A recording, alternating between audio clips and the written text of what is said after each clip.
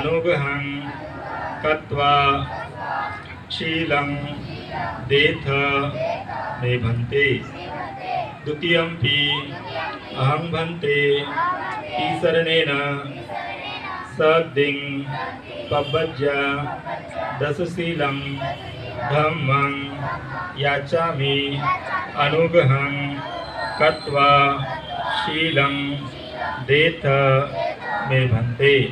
तृतीयंपि अहं भन्ते ईसरणेन सद्दिं पब्बज्य दशशीलं धम्मं याचामि अनुगहं कत्वा शीलं देथ मे भन्ते।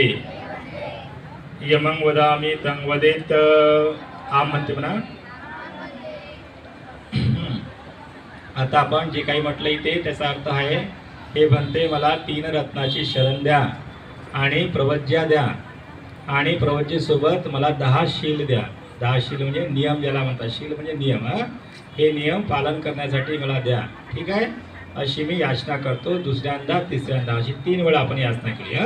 आता मी माझ्या मागे म्हणायचं, नमो तस्स भगवतो अरहतो सम्मा संबुद्धस्स।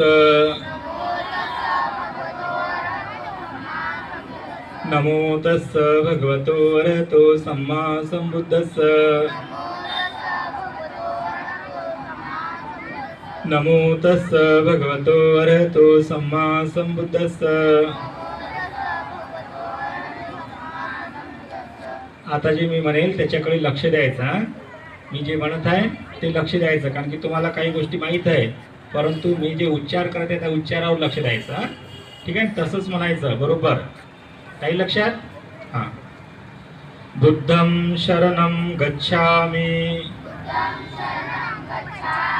धम्मं शरणं गच्छामि, संघं शरणं गच्छामि। म म्हणायचं आहे, ग नाही आहे, संघम म्हणायचं आहे। हां। द्वितीयंपि बुद्धं शरणं गच्छामि, द्वितीयंपि धम्मं शरणं गच्छामि, द्वितीयंपि संघं शरणं गच्छामि, तृतीयंपि बुद्धं शरणं गच्छामि, तृतीयंपि धम्मं शरणं गच्छामि, तृतीयंपि संघं शरणं गच्छामि। पुन्हा आता लक्ष ठेवायचं। आता म नाही म्हणायचं। बुद्धं शरणं गच्छामि, ग चा उच्चार करायचा। धम्मं शरणं गच्छामि,